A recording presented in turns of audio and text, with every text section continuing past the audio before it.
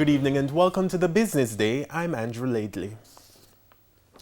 Jamaica is racing against the clock to meet the targets required to get the country off the European Union blacklist.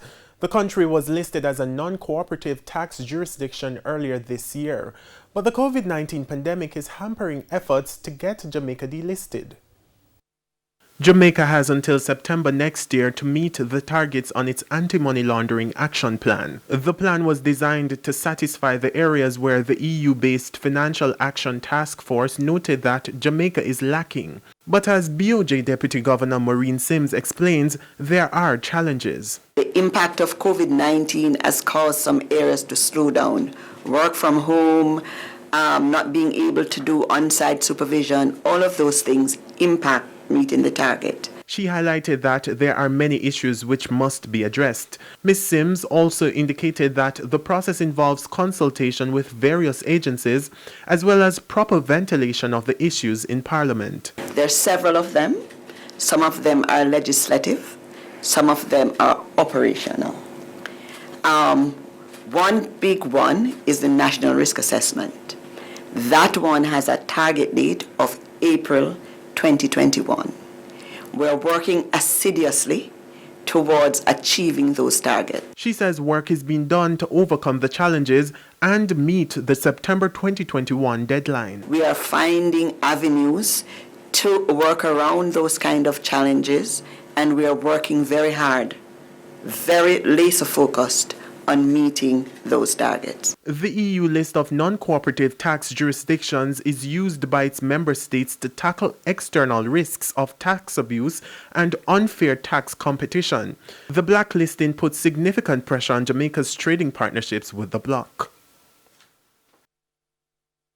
Agriculture prices are projected to rise this Christmas as a result of recent heavy rains which affected crops.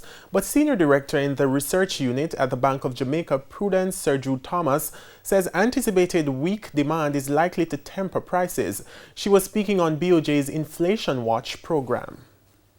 We could see higher agricultural food prices. However, Tony, we may find that producers and retailers may be hard-pressed to pass on these higher prices within the economy due to the high unemployment that we have seen that is related to the COVID-19 pandemic. In this context, the bank has maintained an accommodative monetary policy stance that will provide the needed support to the economy as we seek to recover as quickly as possible from this global crisis. Currency trading ended today with the US dollar selling for $148.22. The Canadian sold for $113. The pound is going for $196.48, while the euro is closing at $177.29.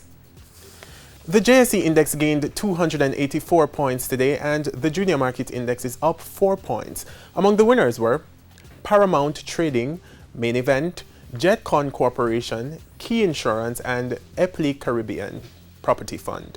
On the losing side were ISP Finance Services, Consolidated Bakeries, Siboney Group, Productive Business Solutions US dollar shares, and Mayberry Jamaican Equities. And that's the Business Day. I'm Andrew Laidley. Good evening.